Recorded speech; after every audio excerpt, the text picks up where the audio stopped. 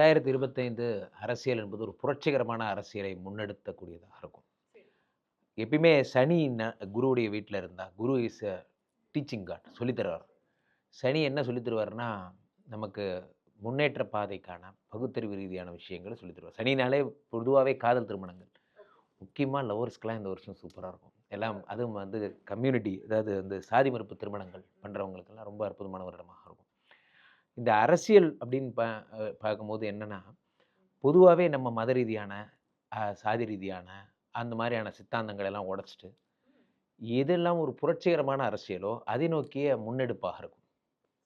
ஓப்பனாவே சொல்றேன். 2025 உதயநிதி அவர்களுடைய வளர்ச்சி ஒரு பெரிய விஷயமா இருக்கும். அதே நேரத்தில அதையே முன்னெடுக்கக்கூடிய, பிறப்புக்கும் எல்லா உயிருக்கும்னு சொல்லக்கூடிய அதே தாவேகா தலைவர் விஜய் அவர்களும், சீமான் அவர்களோடு சேர்ந்து செயல்படும் பொழுது, அல்லது சாதி மறுப்பு கொள்கையை பிடிச்சிட்டு இருக்க ஒரு தூக்கி பிடிக்கிற, ஒரு தாங்கி பிடிக்கிற திருமாவளவன் அவர்களோடு சேர்ந்து இருக்கும் பொழுது, அவர்களுடைய வளர்ச்சி என்பது பிரம்மாண்டமா இருக்கும்.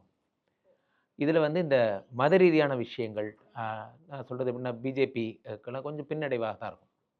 காரணம் என்ன? இவங்களுடைய வளர்ச்சி திராவிட கொள்கைகள் பெரிய முன்னெடுப்பாக இருக்கும்.